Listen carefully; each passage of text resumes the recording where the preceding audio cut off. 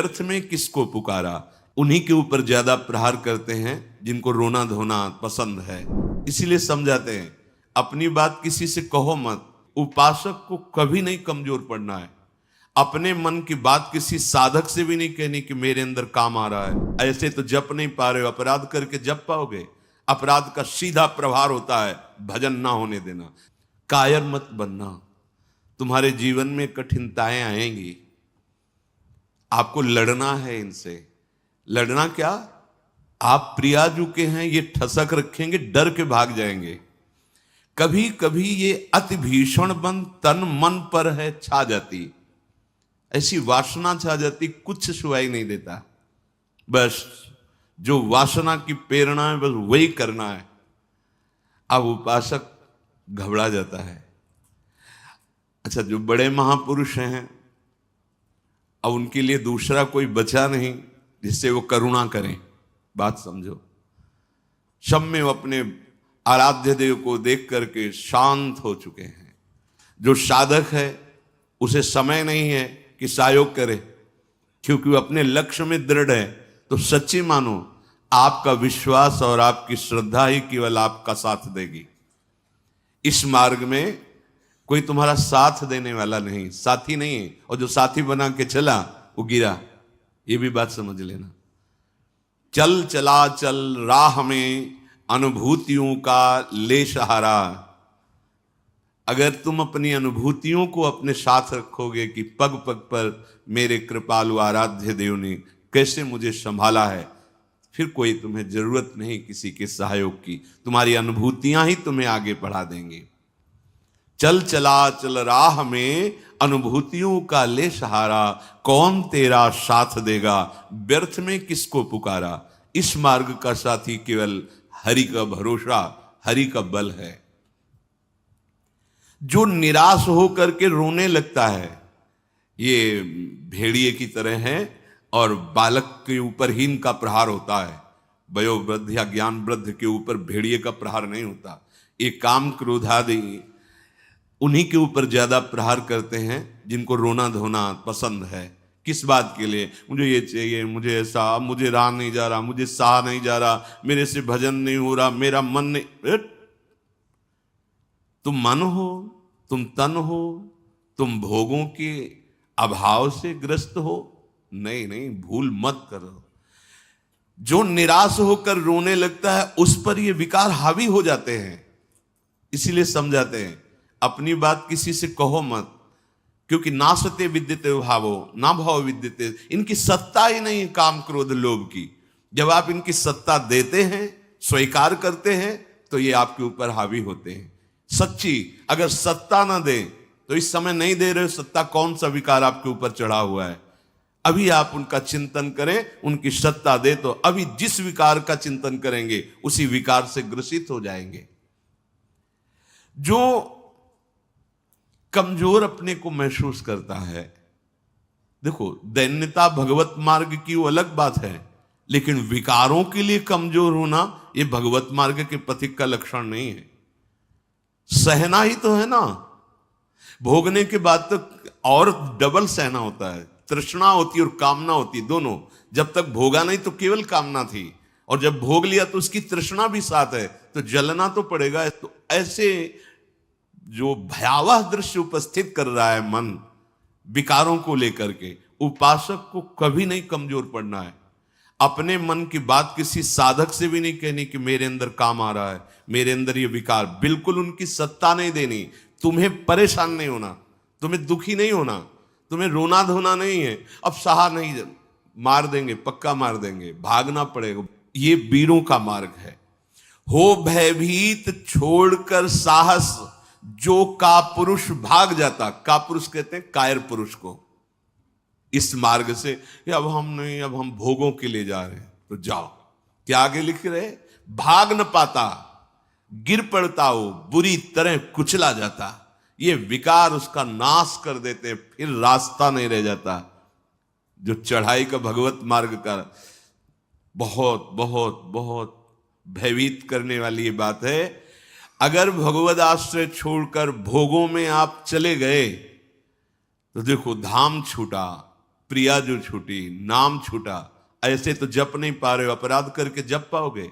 अपराध का सीधा प्रभाव होता है भजन ना होने देना। जैसे कोई सोचे कि हम मनमानी आचरण करेंगे, गुरु आज्ञा उल्लंघन, शास्त्र विरुद्धा, और फिर मंत्र जप लेंगे, भजन कर लेंगे, बिल्कुल नहीं।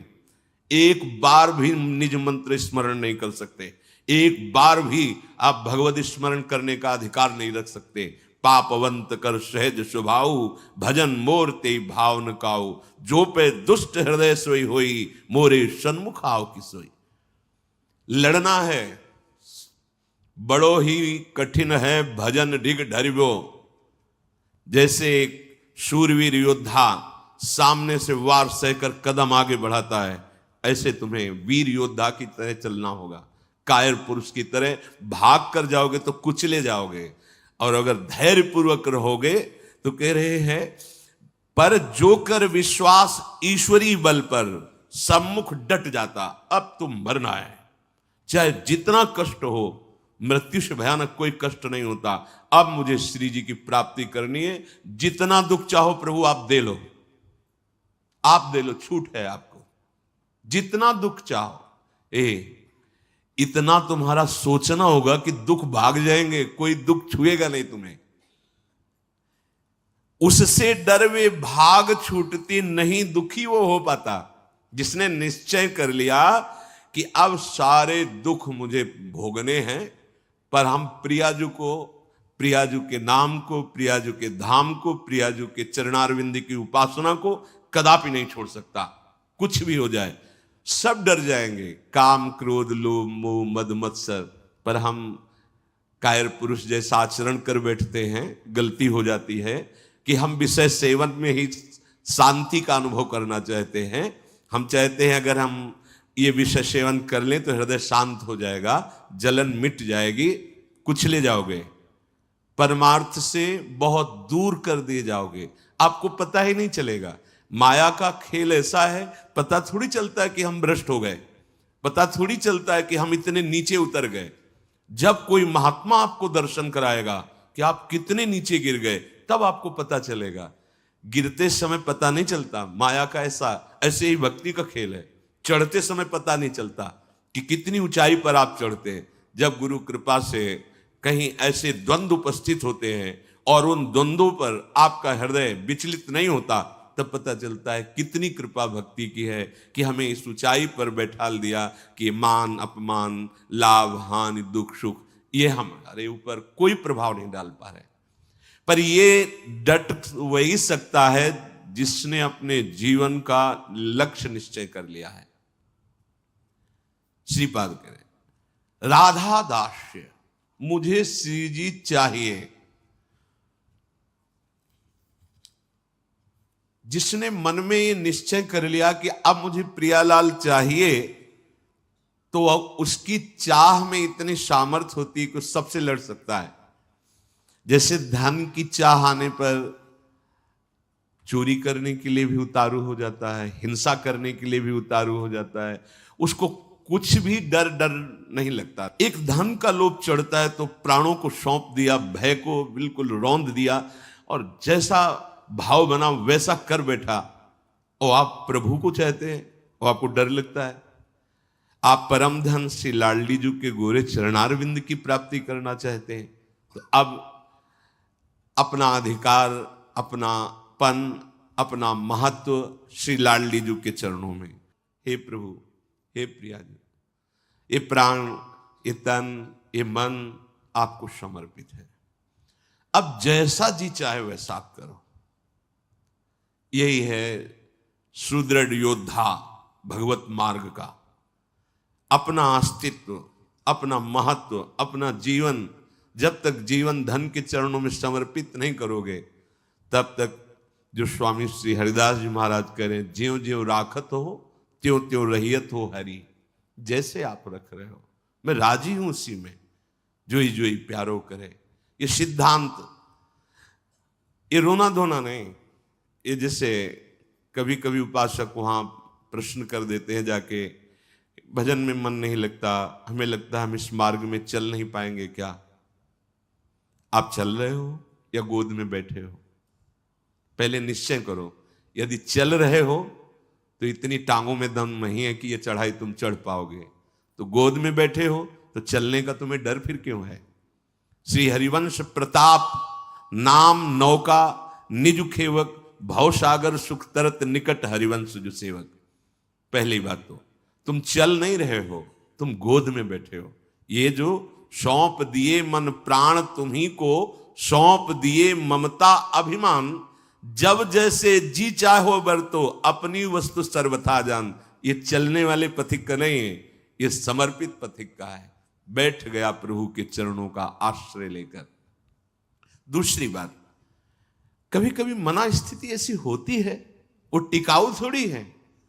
कबहू तो थोरो भजन, कबहू होत विशाल, मन को धीरज छुटे नहीं, गहन दूजी चाल। कभी कभी मन नहीं लगता है तो क्या, अरे वो स्थिति आई है, प्रमाद की स्थिति, तमोगुण के कारण कोई कुसंग बन गया, जिसके कारण ऐसी स्थिति आई है कि आपको डर पा रही है कि भजन नहीं होगा, हम पूरा जीवन निर्वाह नहीं कर। नहीं, ये तात्कालिक है, थोड़ी देर में कोहरा हटेगा और आप प्रसन्न मन से चल पड़ेंगे। हे प्रभु, ये जीवन मेरा आपके चरणों में समर्पित है, क्या परेशानी?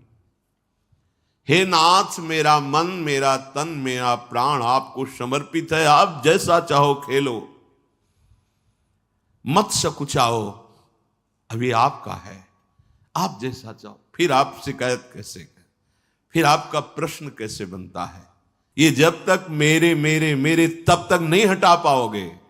और ये आपको दिया, अब इसमें काम रखो या आप रहो, इसमें प्रेम भरो या आप इसमें विकार भरो, आपको पूरी स्वतंत्रता है नाथ। उसी दिन से आप देखेंगे मन निर्मल होने लगा। क्योंकि जब तक अहंकार रहता है तभी तक ये सारे विकार आक्रमण करते हैं। अहम प्रभु के चरणों में समर्पित हुआ कि वो दिव्य निर्मलता, दैवी संपदा के भागवतिक सद्गुण अपने आप आने लगते हैं। जिस समय आपको मान अच्छा लगे, अपमान दुखित, तो समझ लो आपका अहम अभी समर्पित नहीं हुआ। उपासक का जब अहम समर्पित हो जाता है तो मान अपमान सुख दुख से अब मेरा रहा न कुछ संबंध। तुम ही मेरे कैवल्य परम पद हो, और बंधन है तो सिर्फ आपका ही बंधन है।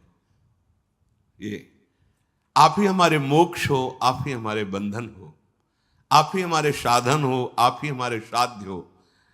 आपसे ही सब कुछ है अब हमारा। अभी अभी निश्चिंत हो जाओगे, अभी निश्चिंत हो। आपको क्या परवाह? जब आपने अपने आप को प्रभु के चरणों में समर्पित कर दिया तो अब जिम्मेवारी प्रभु की है। पर आप समर्पित वाणी से केवल कह रहे हैं, अभी अहम है। आपको पता लग रहा है कि भगवान पता नहीं संभालें कि न संभालें, गति बनेगी कि नहीं बनेगी, पता नहीं लाभ मिलेगा कि नहीं। ये शरणागति का लक्षण नहीं है। छूटे सभी अन्य आश्रय, अब मिटे सभी संबंध अनित्य।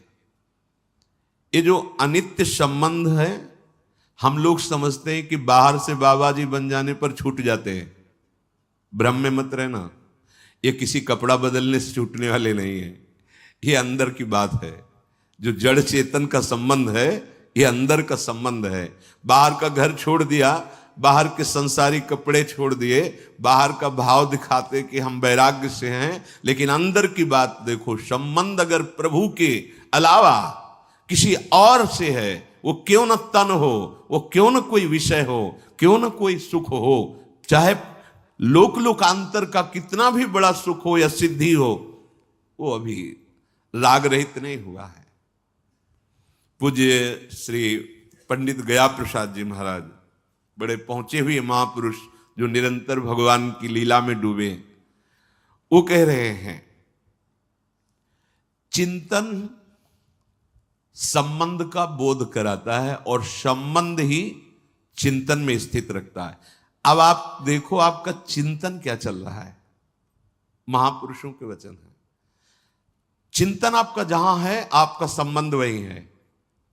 अगर प्रियालाल का चिंतन चल रहा है तो प्रियालाल से संबंध है। शरीर का चिंतन है, इंद्रियों का, भोगों का, वस्तु का, व्यक्ति का। ध्यान दीजिए, आपका संबंध जहां होगा वहीं चिंतन होगा। और जहां चिंतन होगा वहीं संबंध माना जाएगा। आप कहते हैं हमारे माई श्यामाजू का राज, कहां चिंतन है आपका?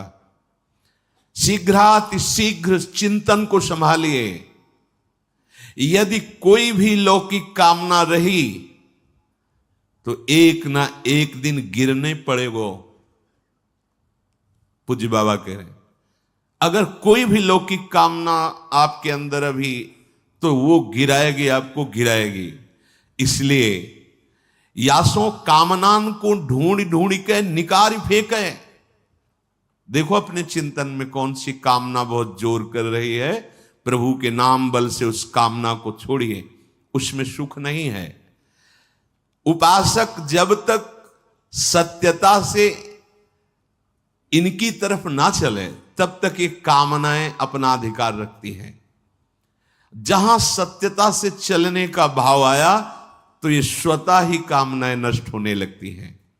उद्देश्य में दृढ़ता, सत्यता, तो सतमार्ग आगे को खुल जाएगो। सब बानक बनतो चलो जाएगो, सहायक मिलते चले जाएंगे। कुछ प्रश्न करते हैं, क्या नरसिंह जी जैसा प्रेम कई जन्मों की साधना के बाद होता है? पूज्य बाबा से,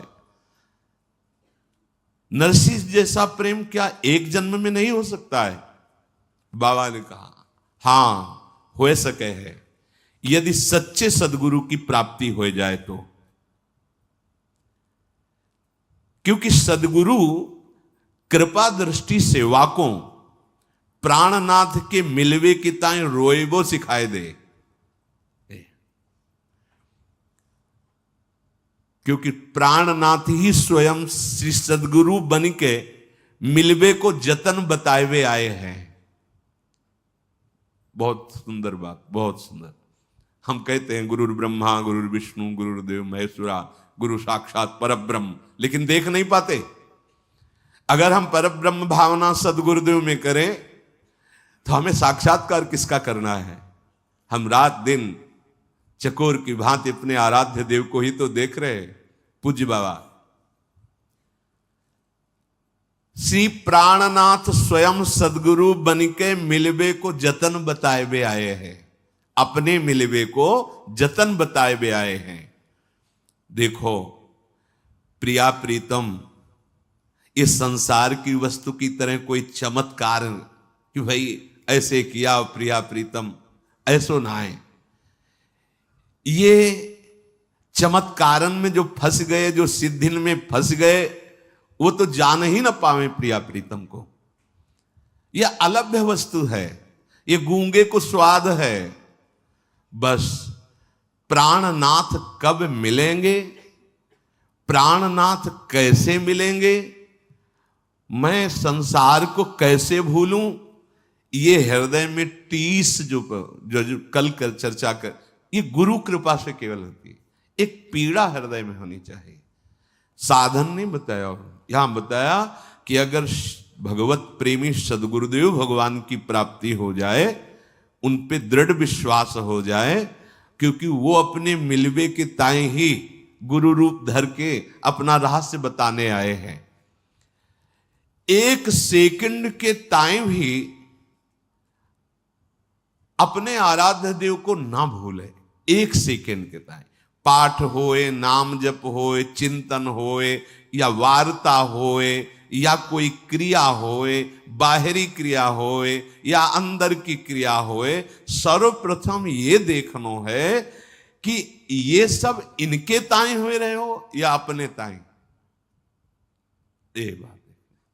अंदर की चेष्टा, बाहर की चेष्टा आराध्य देव की, गुरुदेव की आज्ञा के अनुसार हो रही या अपने मनमानी। यदि इनके ताएं हो रही तो प्रेम, और अपने ताएं हो रही तो कामना, वासना, इच्छा, लालसा। अपने ताएं तो कामना, वासना, इच्छा, लालसा। अंतःकरण को एकदम खाली करना पड़े। अपनो स्वार्थ नेकहु न छुई जाए तो श्री सदगुरुदेव की कृपा सिंह है और माया बकरी है। देखो पूज्य बाबा के सिंह और सिंह के बच्चा को देखते ही बकरी दुबक जाए है, ऐसे ही माया दुबक जाए। जो सदगुरु का कृपा पात्र है, आज्ञा पालन करता है, तो ये माया बकरी उसके सामने दुबक जाती है। ऐसा नहीं कि उसे फंसा सके। सदगुरु भगवान के दुलारे जीव को माया की ताकत देखिबे कि नाए। देखो, अरे वो ठाढ़ी ठाढ़ी सूख जाए, वाके ऊपर कबो अपनो प्रभाव न दिखाए पावे। यह पथ तो श्री सदगुरुदेव भगवान के हाथ बिकायबे पे प्राप्त होता है। साधक अपने मन सो ऊंचो कितनो साधन करे, कितनो ऊंची स्थिति प्राप्त करवे को प्रयत्न कर ले, किंतु अंत में वाको गिरनो पड़ेगो। सदगुरु कृपा। साधक को बार बार यही प्रार्थना करनी चाहिए प्रभु से कि सदगुरु के सम्मुख रहूं। तभी सेवक जी ने महाराज, जो यहां पूज्य बाबा कह रहे कि गुरु सेवा तज करे जबान, यह अधर्म यह सबहानि, कानी न रसिकन में रहे। प्रभु से प्रार्थना करनी चाहिए कि हे प्रभु, कभी ऐसी परिस्थिति न हो कि मैं गुरु विमुख हो जाऊं, सदगुरु से विमुख हो जाऊं। देखो, किसी भी महापुरुष के हृदय की स्थिति को जानने के लिए उस कोटि का हृदय होना चाहिए। तो हम उनकी पहले बात माने, उसके अनुसार चले, तो हमें स्थिति का पता चल जाएगा। फिर हमें कोई संशय नहीं रहेगा, कोई भ्रम नहीं रहेगा। अभी हमारी मानसिकता बुद्धि में इतनी सामर्थ्य नहीं कि जो मन बुद्धि के अतर्क तत्वों में स्थित हैं उनको हम पहचान सकें। तो हमारी उपासना शुरू होती मानने से, वेदांत की उपासना शुरू होती है जानने से। वो जानकर मानते हैं, हम मानकर जान जाते हैं। पहले हम मान लेते हैं गुरु साक्षात परब्रह्म है। भी कोई ऐसा नहीं कि तुम्हारे मानने से क्या होगा, वो है। वही प्रभु अपने आप को जनाने के लिए सोई जाने जी देव जनाई, वो सदगुरुदेव भगवान के रूप में आए हैं। जासो आपको दर्शन करने की सुविधा मिलेगी। अगर गुरु के सन्मुख रहेंगे तो आपको आराध्य देव का जो स्वरूप है गुरुदेव के अंदर छुपा हुआ, इस ढांचे के अंदर, उसकी सुविधा हो जाएगी आपको। उपासक को छल कपट दंभ पाखंड राग द्वेष क्रोध विरोध ये तभी छूते हैं जब गुरु विमुख होता है। पक्का। भजन और संत समागम, कोई त्रिभुवन में ऐसी स्थिति नहीं जो प्राप्त न करवा दे। ये दो बात, जो गुरु प्रदत्त भजन है और जो गुरुजनों का संग है, ये दो, ये ध्रुवदास जी ने भी कहा है, साधन को हरि भजन है कै सत्संग सहाय। तो यदि छल कपट दंभ पाखंड राग द्वेष क्रोध विरोध ये हृदय में है तो आप गुरु से विमुख हैं। आप देख लीजिए, अगर गुरु के सन्मुख हैं और भजन हो रहा है और संत संग, तो ऊंची से ऊंची कोई भी स्थिति ऐसी नहीं जो आपको प्राप्त ना हो जाए। अर्थात नरसिंह मेहता जी जैसा प्रेम इसी जन्म में बहुत शीघ्र प्राप्त हो जाए। रहनी बनाएवे में चूक कर दे हम, पूज्य महाराज जी कह रहे हैं, जाको श्री भगवान की आवश्यकता ही अनुभव ना होए। यदि आप साधना की रहनी जो गुरुदेव ने दी है वैसे चलते रहो तो आपके अंदर भूख बढ़ जाएगी प्रिया प्रीतम की प्राप्ति की। यदि आप उनसे थोड़ा भी विमुख होंगे तो आवश्यकता ही महसूस नहीं होगी प्रभु की, आवश्यकता भोगों की महसूस होगी।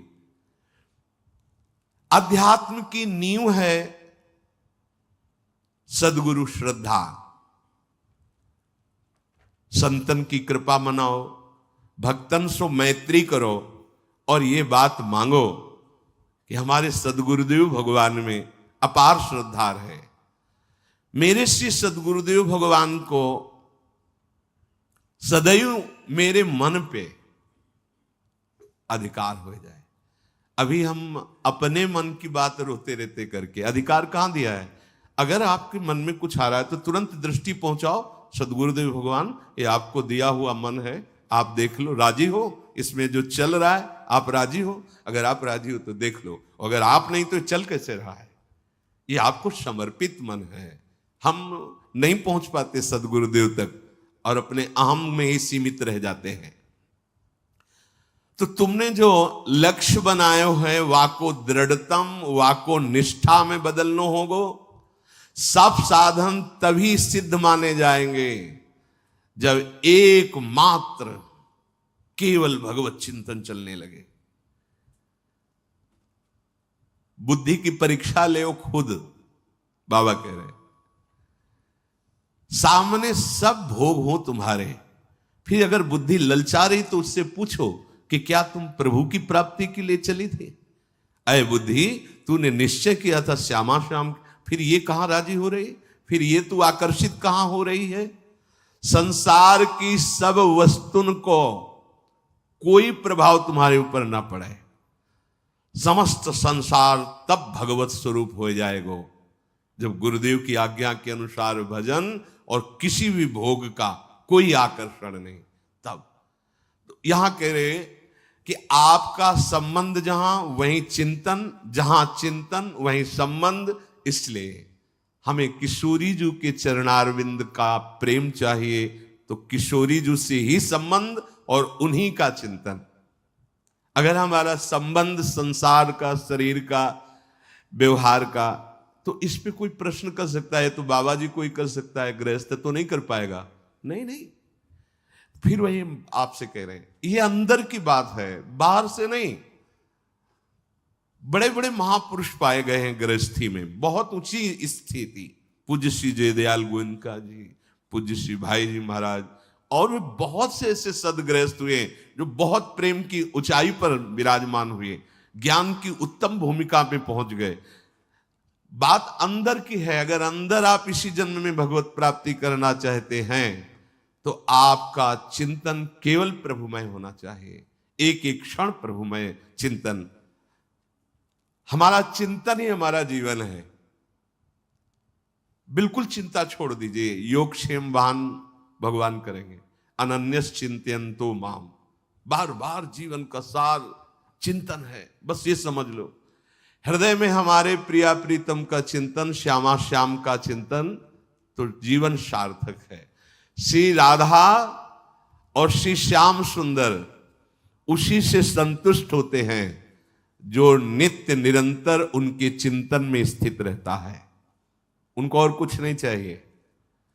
प्रिया प्रीतम को या हमारे आराध्य देव को और कुछ नहीं चाहिए, चिंतन चाहिए। पकड़ लो इस बात को। तभी बड़े बड़े सम्राट भी वैरागी जनों के आगे मस्तक झुका देते हैं, क्योंकि उनके पास वो है नहीं जो उनके पास है। उनके पास क्या है? चिंतन। अगर आपके पास भगवत चिंतन नहीं है, आप हमारे प्रभु को रिझा नहीं पाएंगे। वस्तुओं से, नाना प्रकार की भोग सामग्रियों से तो साधक, उनकी आराधना करने वाला, वो विरक्त हो जाता है। ब्रह्मादिक के भोग सब विषम लागताए। इसलिए श्री राधा चरणारविंद की प्रीति प्राप्त करना जीवन का परम लक्ष्य, और निरंतर श्री प्रिया प्रीतम के चिंतन में रहना, और वो होता है सद्गुरुदेव भगवान की कृपा से।